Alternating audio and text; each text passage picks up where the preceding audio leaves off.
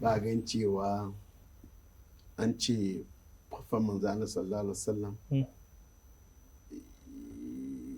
wuta bai zai ci gangan jikinsa ba amma zai taba tafin kafansa ne a masa soki kenan amma zai taba masa kokoro saboda haka kowane mai laifi gurguda abin da zai masa isa Allah ce inna ma tujzauna kaji kalma ma kuntum ta'malu ana saka muku ne gurguda abin da kuka aikata to Allah saka alkhairi.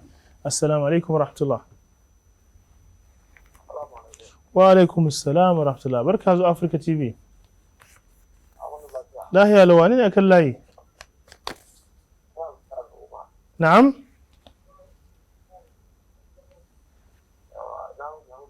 Lahiya lau ma rage sautin talabijin ɗinka ka dinga jin mu ta waya.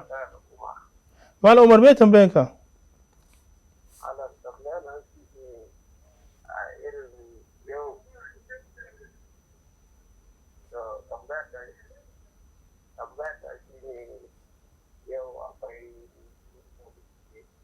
Akwai mai Malam Umar?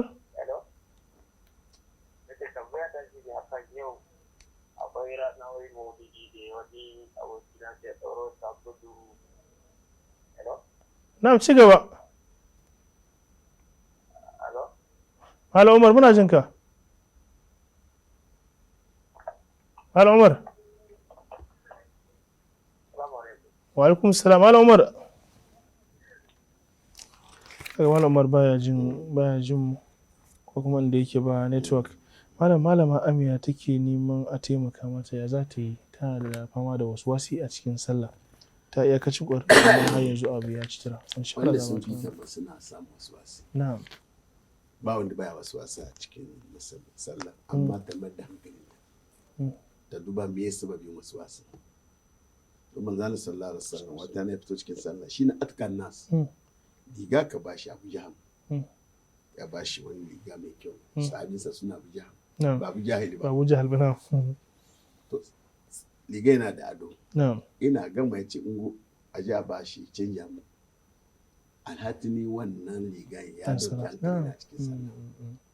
Lallai kina da wani tunani, kina da wani damuwa. Za ki shiga sallah ki neman sayarwar Allah. Addu'o'in da ake yi ake shiga sallah mai da hankali kai. Amma ki yi sallah barkatai kullu na yi uku na yi wannan sallah ba abun wasa ba ne. Ba ki nemi sayarwar Allah da addu'a. Na'am. To Allah saka alkhairi.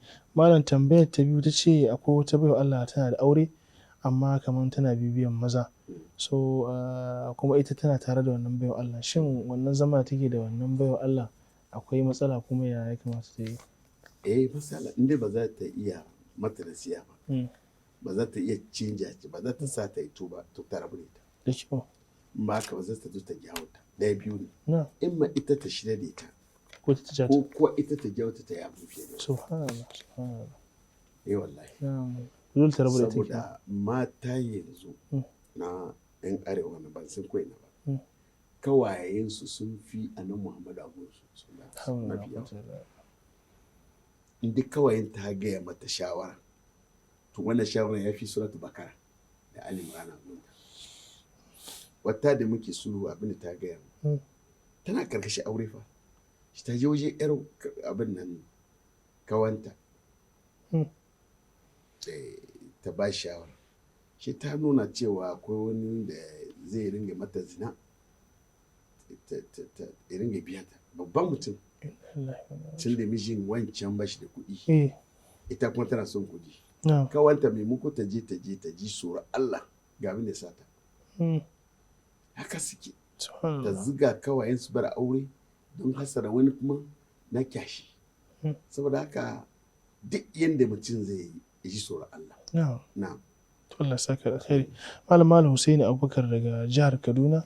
A gurin ansa wata wani. Assalamu alaikum warahmatullah. Assalamu alaikum. Wa alaikum assalam warahmatullah.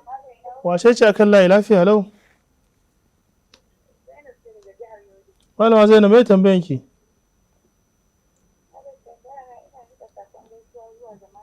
To malai na amsa.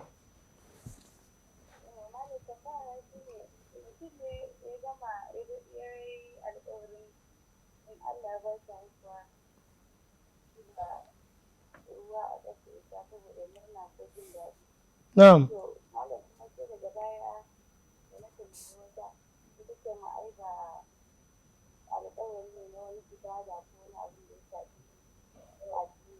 na'am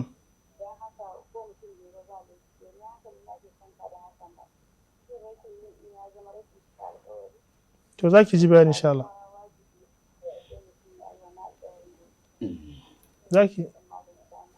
Za ki ji bayani. Akwai tambayan?